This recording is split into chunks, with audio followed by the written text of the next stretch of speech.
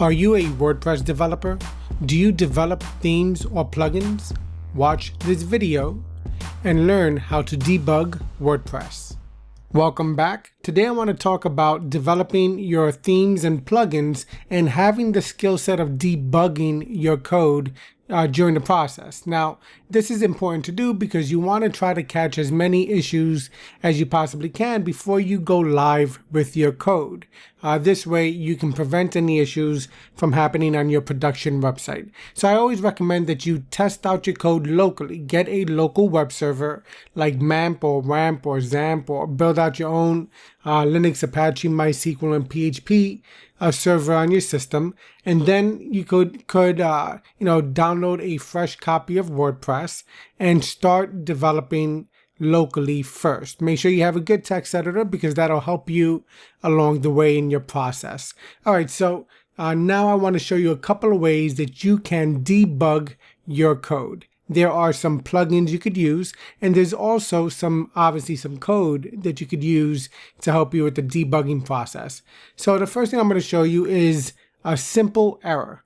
All right, so I'm going to go to my text editor, and I'm using the Atom text editor, which is free to use. I like it. It works very well. So I'm just going to make a very basic mistake. I'm taking off the ending semicolon right here, and that's going to cause an error within the PHP processing of my website.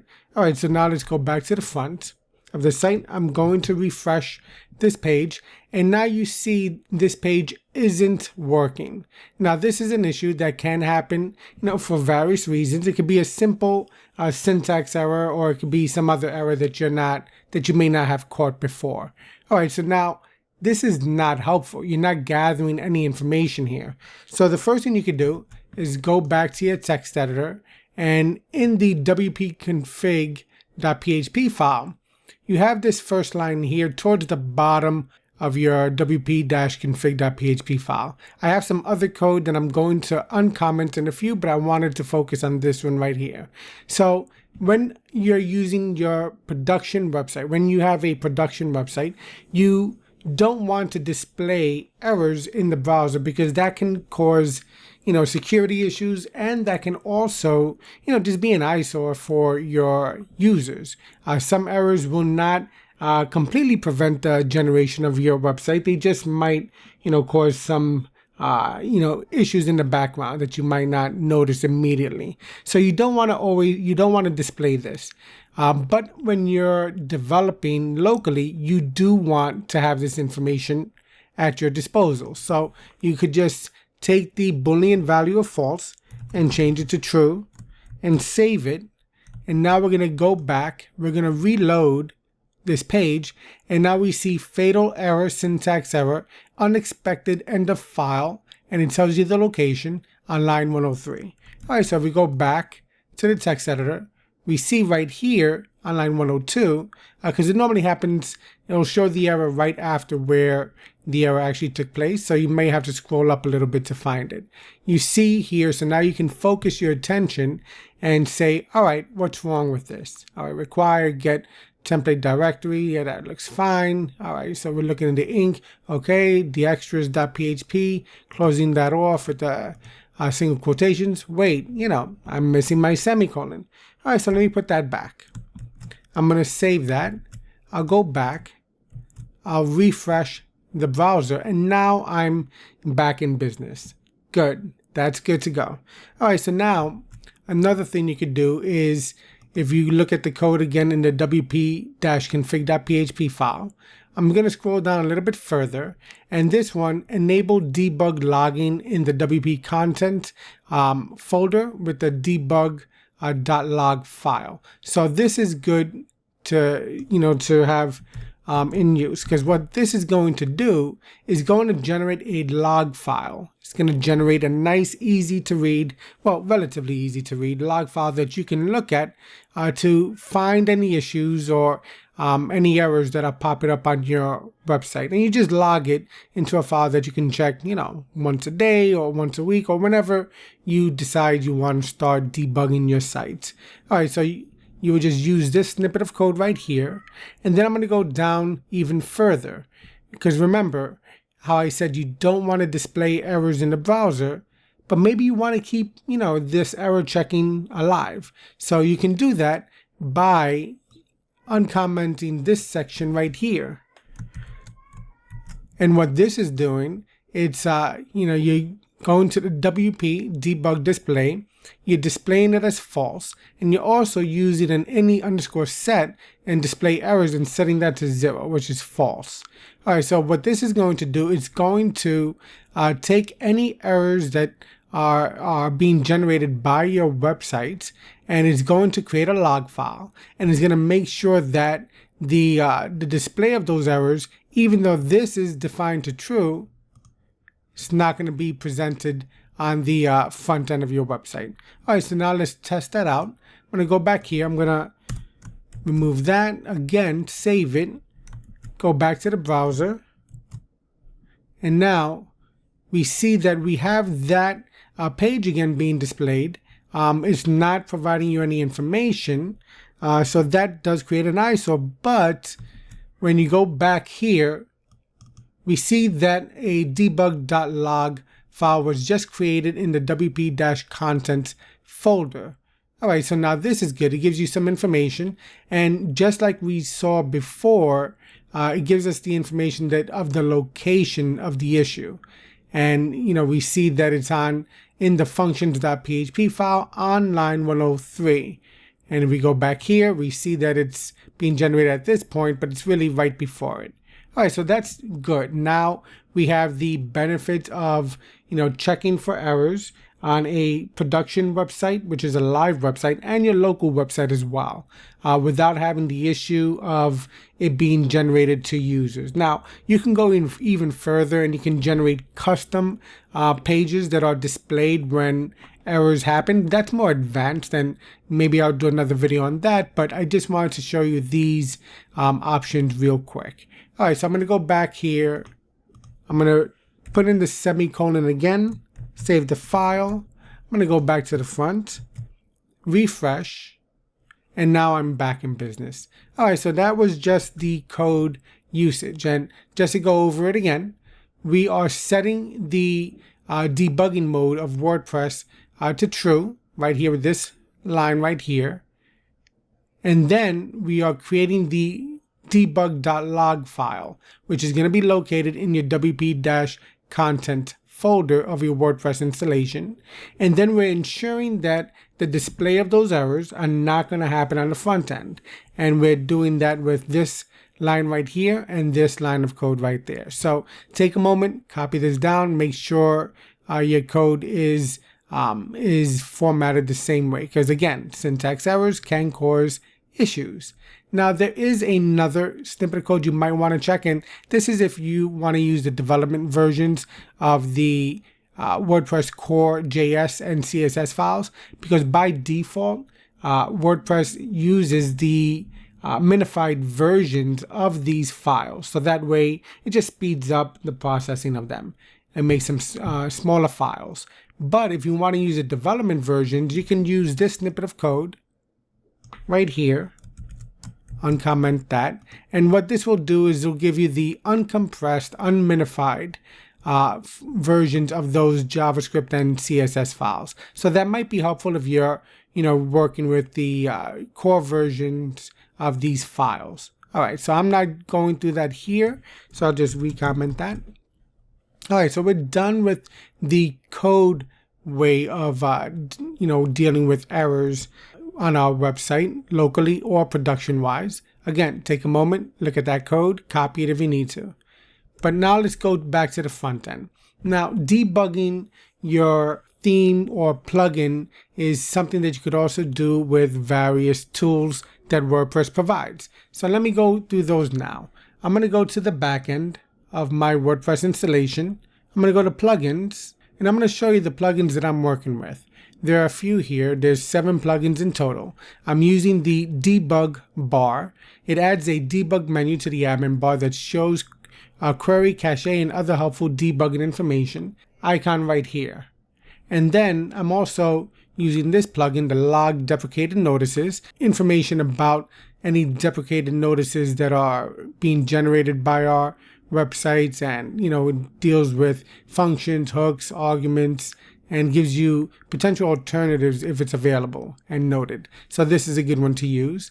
Then we also have the plugin inspector. So this one, this is good to use if you want to see if a plugin that you're working on is going to be safe, or if a plugin that you already have installed is safe to use. Now, I want to just emphasize that sometimes you might get false positives with some of these things, so you just want to be mindful of that and just do some extra investigation. But it's a nice little plugin to check out. Then there's the query monitor. This one monitors the database queries, hooks, and conditionals, and more. And then when you're developing themes, I like using this plugin to show current template. I'm going to show you some of these in action in a few. And then you also have the simply show hooks. This is good for theme and plugin developers to quickly see, where all the action and filter hooks are on any WordPress page that's being generated. So this is a nice plugin. And then of course, if you're developing themes, Theme Check is another good plugin to use. It just makes sure that you're using proper WordPress coding standards. All right, so now if you want to look at more details, let's go through those. This is for the debug bar. You can get some more information on that, and then you can install it. And then for the deprecated notices, get some more information on that one. And then for the plugin inspector, you get the information you need for that. And these are the names right here, so just jot them down, and also I'll leave links to them in the description section below as well. This is for the query monitor. Reason why I'm showing you these is because there are, a few plugins that do something similar. So I just want you to see the exact ones that I'm using. Show current template. This is a good one, as well. And then simply show hooks. And then the theme check. So those are the plugins, the 7 plugins I'm using. And of course, you should know how to add a new plugin in to your local installation. You just go to plugins, add new, and you type it out over here, and you're good to go. You already see we have the theme check here. It's already active. So just install them and then activate them. And then let's go to the next steps. So we're going to go to the front end of our website. I'm going to show you the top WordPress admin bar up here. All right, so we're going to see we have some items here. We have the simply show hooks. This one shows us the action hooks and the action and filter hooks.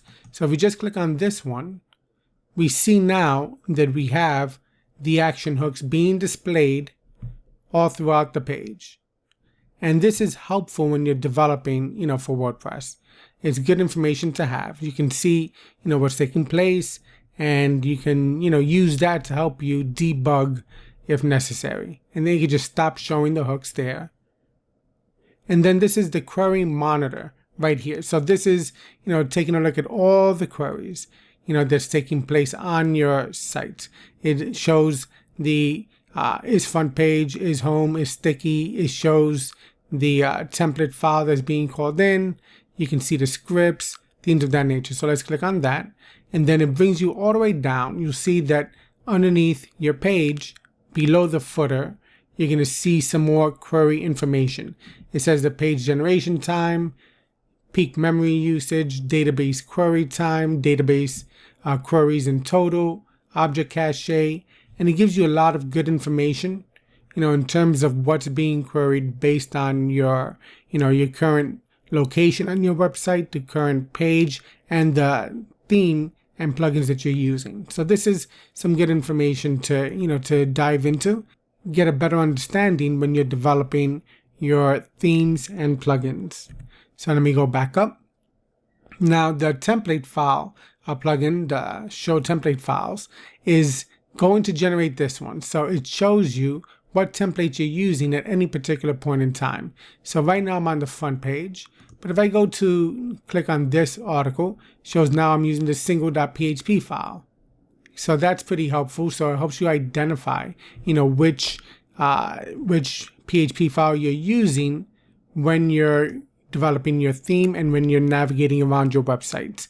So this is good to use because if you find an error, you can then go to that particular file in your theme and correct it there. So that's really good.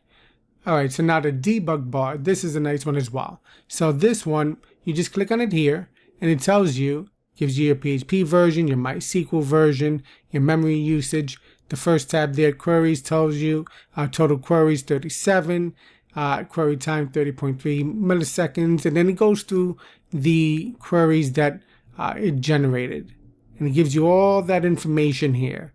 So this is good to use, when you're debugging your site as well. Then you have the WP query. It shows you what the loop is querying over here. Gives you the information, gives you the ID, the post author, the dates, a lot of good information that you could use. And then requests that is being made, and then any object cache. So that's the debug. All right, so we just went over how to use the simply show hooks, the query monitor, and the template files, and the debug. Let me close this off here. And now let me go to the backend, because there's some tools that we could use on the backend of our site. And let's take a look at those now. So the first one will be the theme check. If you're developing themes, for WordPress, you want to, try to utilize and take advantage of the coding standards that WordPress sets out for us.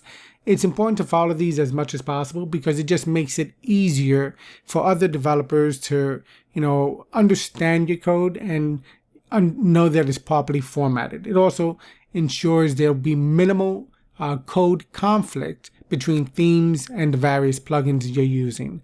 All right, so now I'm going to check. This is my custom theme. I just did a bland version of my theme over here, but I'm going to check it to see if it's following the coding standards. And it is. It runs through its test, and then it tells you if there's any issues that it finds. It'll give you a warning sign over here, and it'll let you know what they are. Now, granted, sometimes the warnings or the notices, might not be as severe as you might think. Sometimes when you're buying premium themes, they may have plugins that are installed on with the theme as an added benefit or added feature. So the theme check plugin itself will find that and say it's an error. And of course, if you're going to upload, to the WordPress repository, that would be an issue. But if you're selling a premium theme, that would be fine. There might be some other items here that might get generated that may not be of major concern. So you just have to research it and identify if it's something that is a real concern or not. And it depends where you're putting your theme at. If you're putting it on the WordPress repository, might be an issue. If you're selling it yourself directly, and if it's more for adding benefits to your clients by the sale of your theme, then that could be fine. But it's all situational. All right, so that's for the theme check. All right, so now let's see what else we have. We have the plugins. Let's do the plugin inspector. So now this one is to inspect plugins to see, if it's safe to use, if there's any issues, things of that nature. So let's check out the debug bar real quick. All right, so it's going to start scanning it, and it's going to give you what it identifies. It tells you what's okay, and if it finds something that seems to be unsafe, it'll show you where that's at. And then it gives you a risk assessment. Potential risk is low. Call any function given by the first parameter. May be used to hide facts of using unsafe system commands or to mislead code inspection. You can also use the view source here, and then you can see where that's at. Then you can inspect it, see if it's something that is a real issue or not. But it's a good idea to use something like this because it gives you a better sense of the security of some of the plugins you're using. And this one also shows no vulnerabilities were found. So that's good. All right, so that's the plugin inspector. Now if we go to tools, you can look at the deprecated calls here. And this is something similar to what we were looking at before, but this is for deprecated calls. This is going to log them here, and then you can see an alternative if one exists. And then you can try to implement that into your code. So that's good. Let me see this link here. So this is another link to this one here. They seem to have it twice, but it's another place where you can, check out the safety of a plugin that you're using. So that's pretty much it. We covered the plugins. Let me double check the plugins that we're using, which is the debug bar, right here. Get familiar with that, play around with it for a while, and you're going to find that it gives you a lot of good information. The log deprecated notices, which helps you to see the usage of deprecated files, functions, hooks, and function arguments. The plugin inspector, which is good to find any potential unsafe code or any vulnerabilities, or if there's any malicious code inside of a plugin you're using. The query monitor, which is a great way to see what's being queried by your installation. And then the show current template shows the template file on the front end of your website, and it gives you an ability to know which file to try to correct if you see any issues with the output of your code. And then simply show hooks is a great way to show the action hooks and the filters. I don't know if I showed you this one, so let me do that one. This shows you the filters on the left hand side over here and the action hooks. So you can take a look at them and you can get a better sense of what is taking place there. Really good for debugging purposes. And then the theme check. When you're developing themes for WordPress, you're going to want to try to make sure they're following the WordPress coding standards as much as possible. That'll ensure that your theme will play nice with other plugins that are being used and the WordPress core itself.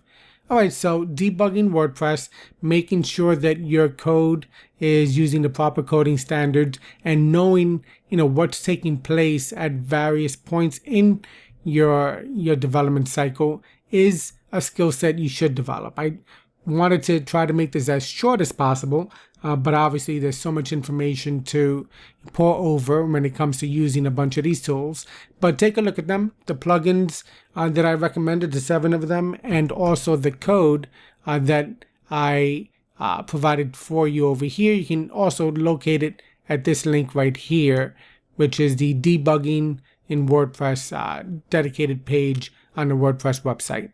So have this set to true, have the debug file set to true, and then make sure you're not displaying it in the browser, so that way it's not going to become a security issue once someone finds that there's an error within your code.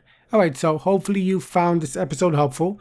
I just wanted to give you a rundown of how you can debug your code in WordPress by using a combination of code in your wp-config.php file and the various plugins you could use that'll help you develop your themes, develop your plugins, and identify any issues that's taking place. Again, play around with these tools. I'll probably do individual video tutorials about them so I can, dedicate more time and go more in depth on the individual plugins.